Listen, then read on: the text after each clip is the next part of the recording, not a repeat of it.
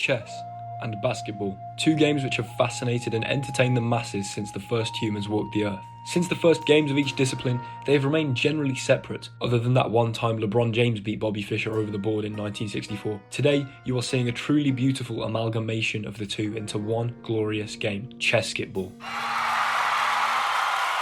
The rules of CHESSKETBALL are as follows.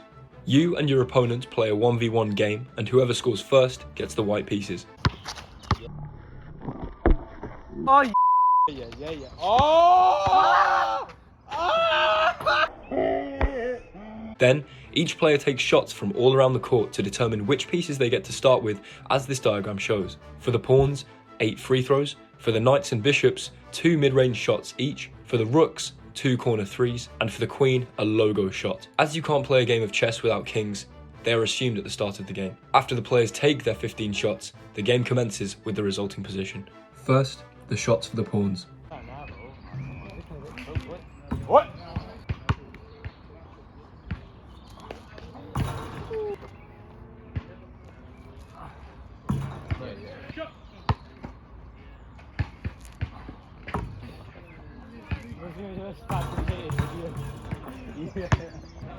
Oh, come on, Cozy, come on. Load it, load it. Man's coming for you, mate. Robin Swag, come in, mate. What? Come on, bro. What's that, man? Close one, innit? Oh, come on. Oh! Alright then. I'm gonna be so pissed. Come on. Oh! Go on, lad. Come on, do it. Oh! Oh! But last one. Oh! Next, we move on to the knights. Alright. No night for you, mate. Don't put it no November for no reason, man. Pull up. Go on, bro. Oh! Let's go! Yeah! Now on to the bishops. Yeah, and then load it. Yeah. Oh. Yeah. Thomas break, comment. Then for the rooks. Yeah, nice one, mate. Nice one, yeah. Yeah, what's that one, mate? Oh. Come on, bro.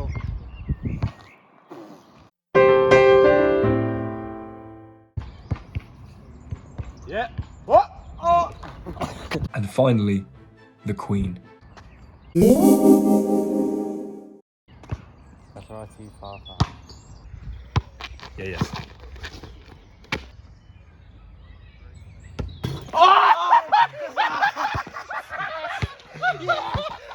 Having taken all the shots, let's get into the game. Okay, so here we are in the position. As you can see, I've got the bishop pair and my 3 pawns and a rook. Rohan has the queen that he definitely made authentically and a knight. So I'm going to play bishop d2 because I don't want to get checked and then like, I don't know, I don't want to let this queen get active with tempo. I think I want to stop that from happening. D2. What the Alright, we're gonna go in for the mating threat here, you know what I mean? Okay, he goes queen b6. Okay, that's probably quite good actually, because I was sort of planning on going like f3, king f2 to try and get my king a bit lifted. He's also obviously hitting b1 here, which is a threat of just checkmate actually. So I need to obviously protect that. Maybe the best case scenario here is e3. Open up my light squared bishop a bit, also a space for my king to go. He's right deep thinking the second move, fam. What is he doing? Okay, I'm gonna go for e3, hesitantly. And after check, I'll go here. I also cut down on this queen's diagonal on the dark squares, which is hopefully gonna be a good thing, and give the potential for this bishop to check. I don't know, he might go knight f6 here. Bro, what happened? Oh, you did a move. What? Alright. You know what I mean? I'm gonna have to move my knight out, you know what I mean? Development and that. Yeah, okay, we see knight f6. Now maybe I've got time to play bishop d3, which could be super nice because then I can play king e2, and it's going to be very hard for him to get on my king. Although if here, maybe we see this, maybe we see the queen come over here. Not okay. You know what? I've got to play moves, and I've got to play them quickly. So we're going to go for bishop d3 here. Also holding on to that b1 check. So there are no checks. Got my bishop pair nice and active already. If I can get this bishop on d4 as well, that is a lovely outpost. I'm just gonna go here in it, because you know what I mean? Do you know what I mean? I'm eyeing up the h2 square, bro. After he castles like a noob. Okay, so he plays knight to g4 here. This is sort of what I was thinking. He might go queen f6 and try and put some pressure on here. I think already though, I mean, I control a lot of these squares the knight can go to. Rook g1, he could take this pawn, but then maybe my rook gets into the game. That could be a huge advantage. Rook g1 here. Then maybe I think about bishop e4 as an idea. Okay, I'm going to go rook g1. It seems a little counterintuitive to give up this pawn, but I think it might take him a bit too long to take that. And then, you know, even there might be an idea that his knight's trapped after, like, king e2. Given that we control h4, and with king e2 we'll control f3. Oi, he hung his pawn, fam? What the f? Nah. Surely it's a trap, fam. So knight takes king e2, like queen c6. Oh, okay. He goes for it. Now if check and here, there's check. If I do go king e2 and he brings the queen to c6, it's not going to be ideal. But I quite like attacking the knight, actually. No, but then the knight can just escape with check, and then he trades off the bishop pair. Okay, yeah, I've stepped up to e2 here. Namely because, you know, I hold f3, I hold f1, and I hold g4. The knight is trapped currently. Oh, I'm rough. And what do I do? However, he is going to be able to shift the queen onto the light squares and potentially give a check here. Which I haven't really considered exactly what to do in that scenario. I think rook g3 is actually quite nice because I still hold all these squares. And rook g3 prevents anything coming to f3 or g4. Not sure, but I'm getting a really nice sort of fortress here. Alright, you know what? I'm just gonna go here and Wait, okay, he doesn't... He brings the queen here. That's very interesting. I guess going across for maybe h5 check. That's the only way I can really understand that move. Now actually maybe check. If he comes up, I could go across here. He comes up here. Oh, I just need to play a move. I could go check and hold this square, actually. But then I sort of start getting his king active. Do I actually want to do that? Maybe not. Is there an idea to go over here? But then there's this check. And then I go here, and then he goes here. I don't want to allow queen h5 check. That much I know. Okay, I'm going to be running out of time relatively soon, which is not ideal at all. I think I'm just going to give this check then to hold on to h5. I obviously now got to move out of check and that. But I'm not going to go to e2 because, you know, oh actually, nah, he can't even do anything, bro. Oh dear. It might be an idea to get f3 played, actually, to hold on to this square and then play bishop e4 and get this sort of pawn-bishop structure holding each other very nicely.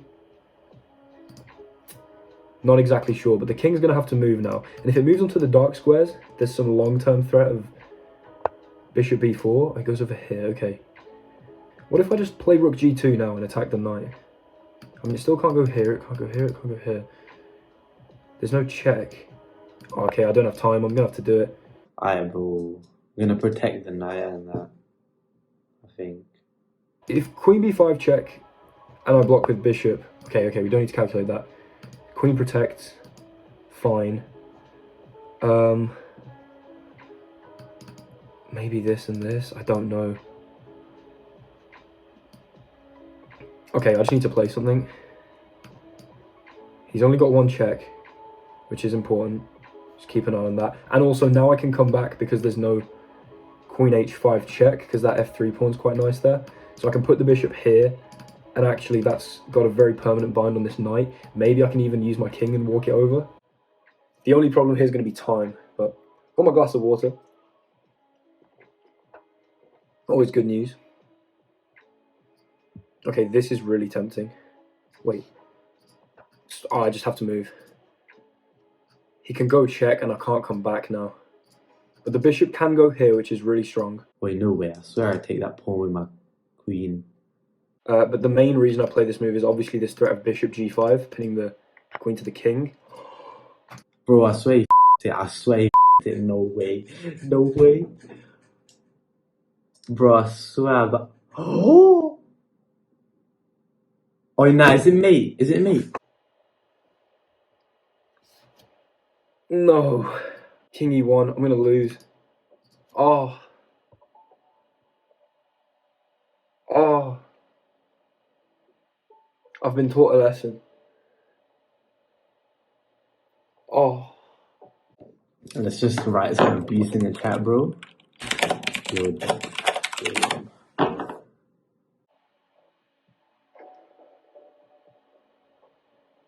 Bro, I put this guy in his place, bro. Do you know what I mean? The time pressure got to me, I'll be honest. He's got me. Let's go, man. Yeah. Okay, thank you very much for watching. If you enjoyed and you're new to the channel, I'd really appreciate a subscribe. It would massively help out on the road to 1K before the end of 2022. If you're already a subscriber, then you know what to do. Like, comment, give me that good interaction for the 9 hours worth of editing that I put into the first 4 seconds of this video. See you in the next one. Goodbye. Yo. Oh, you think